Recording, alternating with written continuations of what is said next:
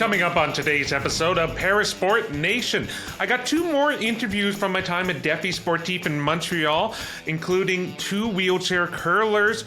We have Billy Bridges and Ina Forrest, two former Paralympians. Let's get into it.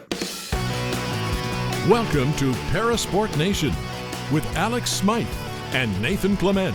Welcome into Parasport Nation. I'm your host, Alex Smyth, as always joined by Nathan Clement. Nathan, how are you doing, sir? I'm doing great, Alex. Still battling pigeons in my apartment, but overall doing all right. How are things going for you? Yeah, things are great, and I'm excited that I can bring some more interviews from my time at Défi Sportif in Montreal because, the excitement that was there, it's still hard to describe how much I enjoyed covering that event. The reaction from the athletes, from the volunteers, from the people in the stands, it was electric through and through. And I was really excited to have a chance to talk to both Billy Bridges and Ina Forrest. Obviously, Billy Bridges was a longtime member of the Canadian Paralympic sledge hockey team, now joined the Ontario wheelchair curling team. And Ina Forrest has been a namesake for years on the national wheelchair curling team. Obviously, she and partner Mark Idison were competing in the mixed doubles wheelchair curling competition to get into the Paralympics, but they failed to qualify. So it was really nice to see her back at a national competition at Défi Sportif. So without further ado, let's get into the interviews. We'll start with my interview with Ina Forrest and followed by my interview with Billy Bridges. Ina, thank you so much for joining me. Thanks for the invite. So obviously, you are no stranger to the national wheelchair curling scene and competition, but it's unique to have it back at Défi Sportif. It's been absent for a while. What does it mean to be competing on the national stage here at Défi Sportif? It's quite amazing the amount of sports they bring together for this time of year. For us, it's a little late, but it's nice to be involved in a really big event. It's a little bit, not Paralympic, maybe but the same sort of feeling of there's so many sports going on at the same time. So I think that's an awesome thing. Yeah. How has the level of competition been so far this weekend for you? I think the level has been as high as I've seen it. There's been a lot of really, really competitive teams that you didn't expect. The ice has been a little tricky after they lost the ice, but they brought it back amazing as well too. So it's given a little bit of feel on both sides. Really, really good ice, a little bit difficult ice, and people have performed really well. Now, it's great, obviously, seeing you back here in this environment. Unfortunately, last time you were kind of in a competitive major environment. It was the disappointment that came with the mixed doubles. Yeah. So can you, I know, everyone I talked to, we literally had Devin Haru on the show right after it happened. All of us were just shocked and stunned by it. But I want to get your reaction to it because it seemed like such a sure thing to go in. You were undefeated in the round robin and then came up with a tough draw in the playoffs, and then the seeding didn't play in your favor. Like, take us through the emotions you felt with that and the disappointment. We kind of had expectations of getting ourselves into the Paralympics, so we had the mixed doubles in the Paralympics, so we had a job that we felt we were there to do, and the weekend went really well for us. We were feeling confident going into that game. We'd played on that sheet and thought we knew how it was going to react, and we got a little bit different ice than what we expected, and I think we just didn't react fast enough. Certainly for me in the last end, I feel like I had 2 shots. The ice got the better of my throws, and that's all it takes, 2 shots. And they played really well. They had played on that sheet before, and I think they mapped it a little better than us. Is it safe to say that we can expect more kind of wheelchair team competitions for you going forward? Maybe, are you going to push to get back onto that national team next year for Milano Cortina? Yeah, I think I'm there. Okay. I think they've given us the word. So Okay. Should be going to Paralympics this year. No, that's fantastic. Next year, yeah. Yeah, that's fantastic. I mean, it's a no-brainer in my opinion. Just everything you have accomplished in your career so far on that international stage. How do you prepare yourself then going forward to next year and the countdown that we're less than a year away now? There's a lot to take place before then, but like, how do you prepare yourself to make sure that you are ready for when that date comes? Yeah, I think it's kind of the daily thing. You got to get your training in. There's a week, you got to get the work done. Then you get out on the ice, you've got to throw the rocks. So it's the daily training regimen, and you just got to keep going at it as hard as you ever have in any given year. So. I want to throw some fun questions your way. I know I've peppered you with some serious ones, some heavy ones. So let's do some fun ones. Obviously, we're in Montreal. It's a great city, known for a lot of great food. Montreal bagel or a smoked meat sandwich? Smoked meat sandwich. Okay. Got to keep the protein up, you know. Okay. Yeah. Okay. There you go. It's important. Yeah. In terms of the places that you've been able to compete, what is the best arena, venue, or city that you've competed in?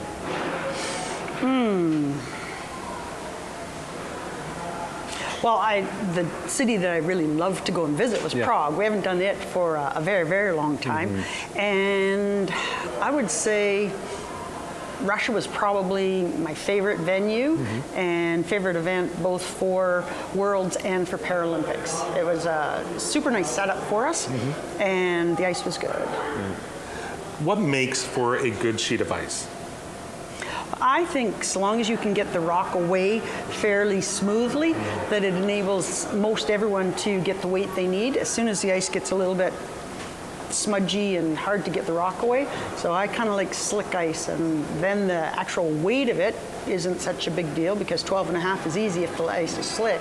So that's what I like to see. Is there a rule change or some sort of change you would like to see in wheelchair curling? I would like to see the change that all curling rinks have the 18-inch lines in them, so that's just part of when you make your sheet of ice. The 18-inch lines go in whether you think you've got a wheelchair curler or not in your club. So I'm certainly hoping for next year that they put in 18-inch lines, because we know Nationals is here again. For someone who doesn't know, can you describe and explain why that 18-inch line is important?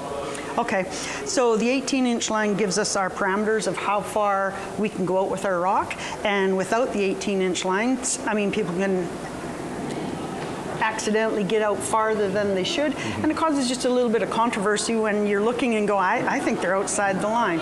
So if we had the lines, everybody would know, and it would just sort of clear up one little issue that can come up. Sometimes accidentally, on purpose, potentially. You never want to say that, but you know, if there's a clear line, there's no argument. No, and I mean, is this too much or is this too much? And everybody's just looking at it and making a judgment. Line clears it out. Yeah, absolutely. Is there an athlete or someone within the sport that you look up to as someone, as a mentor or an inspiration to? I think almost anybody on our team is someone that is inspirational, because as a group, for all of us coming together, the personalities that mix and match in there, and you get the personalities right, and it makes such a big difference. So over the years, I've been really, really fortunate that most of the time our group dynamics has been really, really strong. And you can look to that person, you know, maybe they've got the best weight and they can give you the times, and somebody else will give you the lines, and it makes a huge difference in a team. Défi Sportif is a multi-sport competition. There is literally everything available to participate with. If you had to try a different sport other than wheelchair curling, what sport would you want to try? Well, if I had all the money in the world, I would have loved to have been an equestrian. Okay. Yeah, but I know it's a lot of money. Yeah. My daughter was in riding, and I've had horses my whole life, so that would have been the sport that I would have wanted to be in. Oh, that's fantastic. And lastly, for you, because I know you're busy, and we want to make sure you're all prepped for later. So, what does it mean to have a competition like this that, you know, becomes part of a greater movement? Like, yes, it's a national curling tournament, but it's been a part of something like Défi Sportif, which is really a hub for bringing all these different sports, all these different athletes from grassroots all the way to the high professional and high performance side, all together into one umbrella.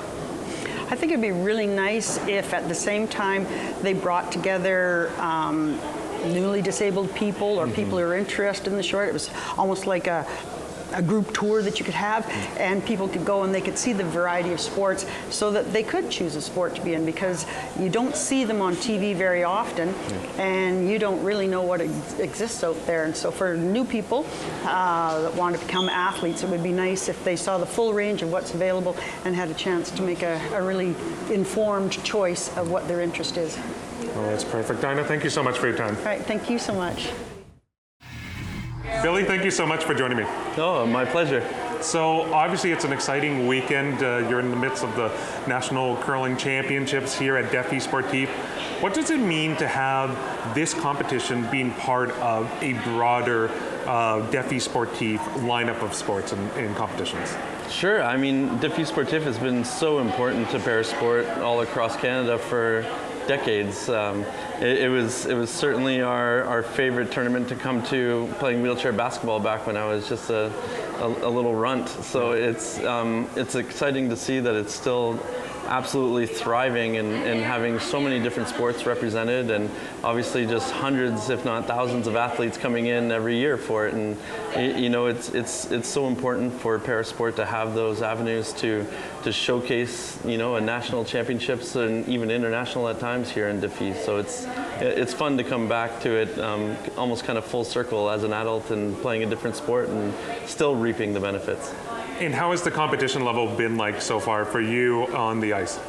Oh, I mean, these curlers, these athletes are absolutely incredible. They're so many legends of the game are here that I've gone to many Paralympics with, and you know, even just getting here was extremely difficult. Getting through our provincial championships in Ontario was a grind. It was you know, we had to come back from behind just to make the playoffs and come back from behind in that game to make it, and then we had to go into a championship game against a 3-time Paralympian in Clement Joseph. So you know, there's a lot of my heroes are here, and it's fun to be able to share the ice with them and learn from them, and certainly being on the end where you're holding a broom and skipping and being able to converse with the other skips, it's definitely been an awesome learning experience.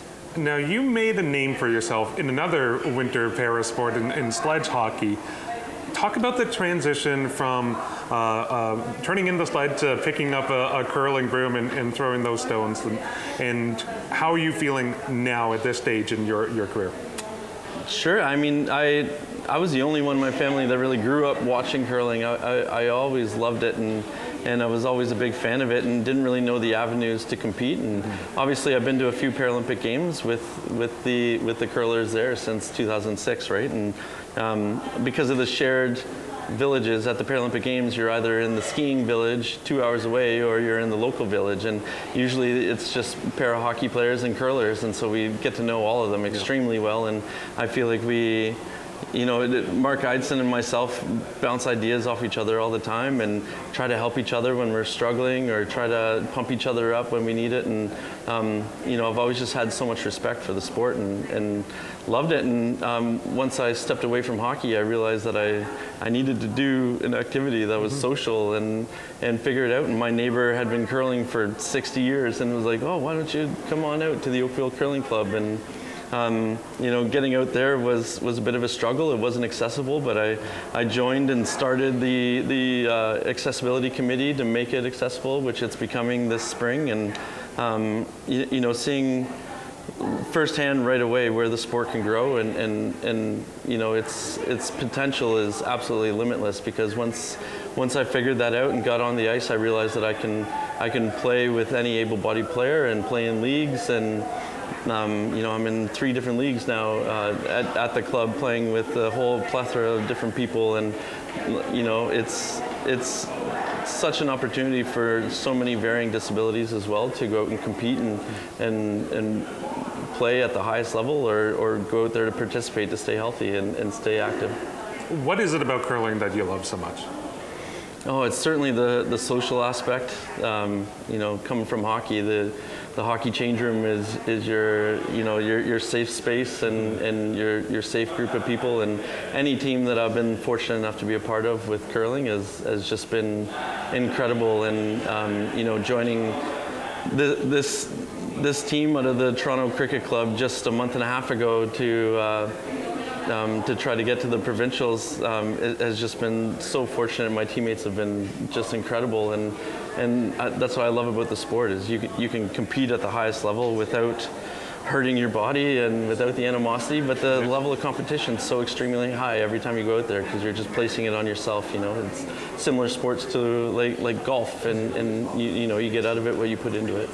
And speaking of your former teammates in hockey, Adam Dixon, he's tied your appearance record. He's set to break it. What does that mean to see one of your former teammates kind of matching and soon surpassing your appearance record for Team Canada? Well, he's matched my appearance record only from 2004. So Hockey Canada has only been keeping our stats since 2004, and I made the team in 1998. So. But I mean, I've always been a massive Adam Dixon fan. I love playing with him, and I love being with him and learning from him and feeding off one another. And I wouldn't have had half the opportunities that I had without him. He's such a staple to the team, and I'm glad to see that he's still going hard. But that unofficial record is still yours. Let's be very clear then. Yeah. It is. And he knows it too, just like you do. Okay, for some fun questions. Obviously, we are in Montreal, so I want to know, I'm putting you to the test, Montreal bagel or a smoked meat sandwich? Smoked meat sandwich. Okay. What is your favorite venue, city, or place that you've competed in? The Maurice Richard Arena. Okay. Oh, you mean in Montreal, right? No, what, anywhere in the world. You've been all over the world, so... I mean, we won gold in Torino, but that facility was it was dated. But I mean, competing in the Vancouver Paralympics in front of all of our family and friends, and being on HD TV on primetime television was certainly just an amazing thing for the sport, and we saw firsthand how much it grew the sport and what it did, and the effect that that's had. So I mean, I have pretty good memories of most of the places I've been to. Do you have any pre-game superstitions? I've never been a superstitious person because I found early on, like a lot of my teammates that were like that. Yeah. If it didn't go right, it really threw them off. But mind you, I had routines. I always put my right shin guards on before my left, and I always put my shoulder pads on and my elbows. And it's just, I've always done things kind of the exact same, but if they got messed up, that was okay. But I mean, certainly pregame when I was a kid was a lot of death metal and getting crazy. But as you age and you want to stay out of the penalty box, that kind of changed. Oh, what was your go-to death metal band? Ooh, I mean, I love everything. I mean, last 10 years probably Bless the Fall, As I Lay Dying. But back in the day, it was a lot of Tool and Deftones. As a fellow metal fan, I can relate and I can appreciate that. I was going to see how obscure you were going to go, but do you have a favorite pregame meal that you like? Not necessarily superstition, but a meal. I always keep it light before the game. I certainly find the amount of brain food I eat before curling is way more beneficial than it was. My pregame for curling isn't a whole pound of pasta and chicken because you're going to burn 3,000 calories on the ice. But if you don't get that brain food in before this sport, you're toast.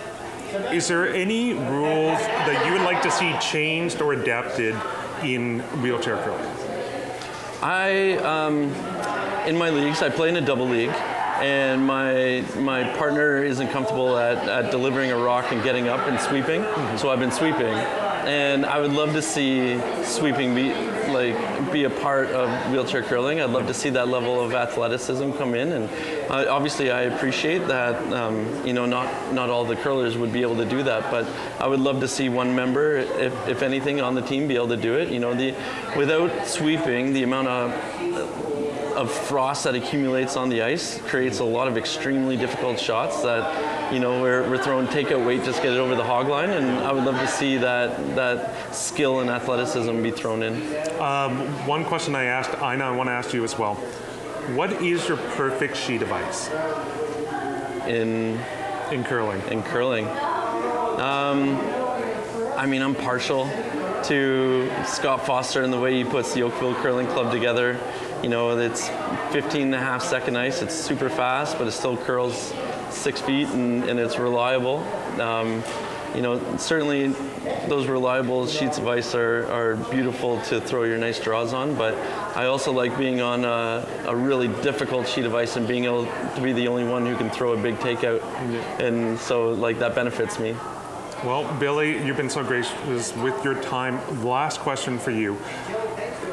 Can you talk about the broader kind of impact of something like Défi Sportif, where you're literally bringing all these different sports, all these different athletes at all these different levels of competition together?